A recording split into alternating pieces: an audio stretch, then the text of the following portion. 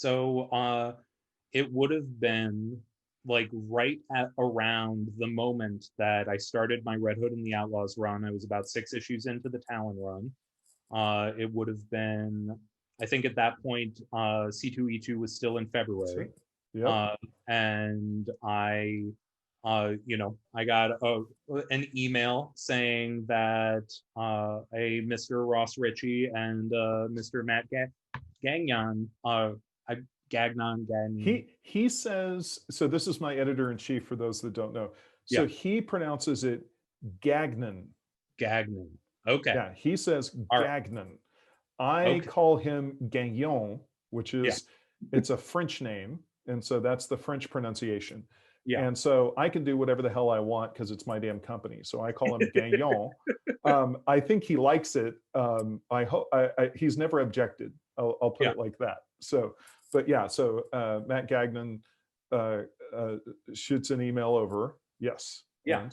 And says that Boom wants to meet with me and wants to have a conversation. And so we have a conversation at C2E2, and it's a really good conversation. Like I think there's good chemistry, and also I appreciated the fact that you guys were the only people chasing me at that point. Yep. And you saw potential in my work and were interested in what sort of stories I was interested in telling. And so and then at that, so one thing that had been happening concurrent to all of that was and this had been happening on sort of the back burner. So at the year prior, right when I was first breaking in, I had gotten I had gotten a great piece of advice from Scott, who, because I had the realization, I'm writing these backups, they've approved Talon, who knows where this could all go. I need to get creator owned out there. I need to put together a story that is, that will start to get my essence out into the world. And Scott gives me the piece of advice where it's just like, if you could only write one comic book a month for the rest of your life, what would that comic book look like? And his answer was American Vampire, because American Vampire could run forever, and it would, and arc to arc, he could explore different corners of American history and Americana, and do all of the weird stuff with monsters and horror that is in literally every Scott Snyder comic. And it's just like that book embodies who he is, and it's just, and he was asking, like, what is the book that embodies who you are? And so I start putting thoughts together, and I put together the first pitch for The Woods. Wow. And The Woods is like, so for those who don't know, because it's been a few years now, The Woods is a story about a high school transported into the middle of an alien forest, and all of the kids trying to figure out how to survive and how to get home. And it's a big series. It's a 36-issue series. And it is it's a big ambitious beast. And I pitched it as a big ambitious beast. And initially I pitched it back when I first started, because it was my only outlet at that point. I pitched it to Vertigo. And I was this kid who had only written a couple of backup stories, coming in and saying, I would like to pitch a multi-year epic that was kind of in the YA space, which isn't the sort of thing that Vertigo published at all. And they were, I got some really great notes. Greg Lockard was who I was talking to about it at the time when he was at the company. And, but they ended up actually putting me in touch with a book, one of their friends in the book market, Seth Fishman, to see if I wanted to pitch it as a novel series, and not even as a graphic novel, just do it straight up. And so I was sort of considering that, but my day job was DC, so I was focused on the DC stuff, and that had sort of fallen by the wayside. And then you guys come to me and you say, like, James, do you have something? Do you have something in your back pocket? And it's like, and what you guys were asking for was a 4-issue miniseries. That's what that's the shape of the thing that was the standard Boom, like creator owned, especially for a a creator who was just coming up like I was. Yep. And instead I send you this pitch that's for a series that's like a multi-year like epic that at its shortest length could be like 12 issues, and that would be 12 issues ending on a cliffhanger. So well, I'll tell you a moment I yeah, vividly remember. yeah, So I remember sitting down in the bar and having a great conversation. And then, Matt is very much a child of 90s DC.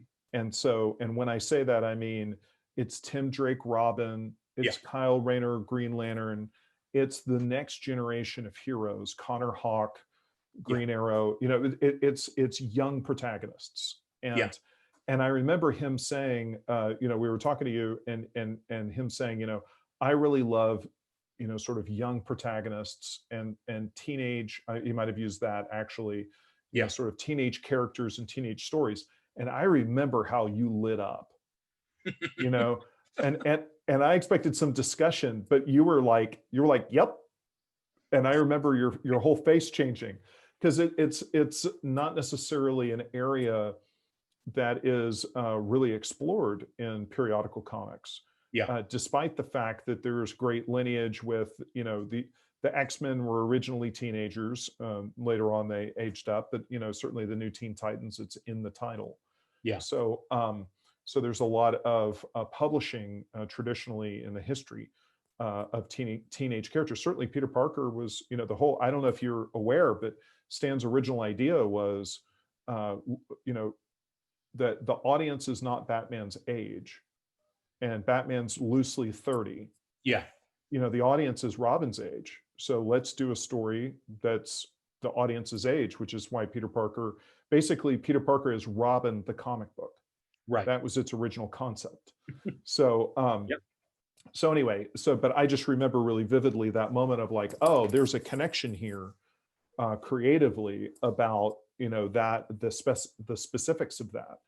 Yeah, And I was sort of in for the ambitious, and I was in for the sort of, let's try something that has the younger protagonists, and that I was aware of the history, and there's yeah, not a lot in the space. I have always been hooked on the high concept yeah, and the pure power of, a Midwestern high school is transported to an alien planet with no explanation, and it gets Lord of the Flies real fast. Like I grew up, and my mom had a comic shop, a gift shop in San Antonio. And 15, I'm behind the counter, and a customer walks in, and you can say hi. And if you have something by the cash register, you better know how to pitch it. And so when I heard the Woods, and I knew that that's what the story was, I was like, 15-year-old standing behind the counter, you walk in the shop, I know how to pitch that. yeah. Right. And that's when you had me. So back to your side of the story. Well, and you guys approved it, Yep. and not only did you approve it, you approved it as a guaranteed 12-issue run, and Yep. that was something that like right then, and that like you made that part of the selling point to retailers was, if you get people in on this title, like we will make sure that you have something that you can sell for 12 months. Yep. And that was a huge part of the the sales point of the series. And it was an exciting moment at Boom in general, because this was Absolutely. also around the launch of Kaboom. Yep. I think Lumberjanes launched 1 month before the Woods. Yep. And so the Woods launched, and I know it launched very strong, which at that point meant 10,000 copies. I think Uh, we were more in we might have been 12, but I want to say more 15, but yeah, it's all splitting that's fair. hairs. It was a Yeah, great launch. yeah, and I know it and that, and then once we were up and running, you approved the series to run for, like, we sat down and figured out, like, okay, this is a series, like, I can tell the full story in 36 issues. Yep. That's the story I'm setting out to tell, and that got the rubber stamp, and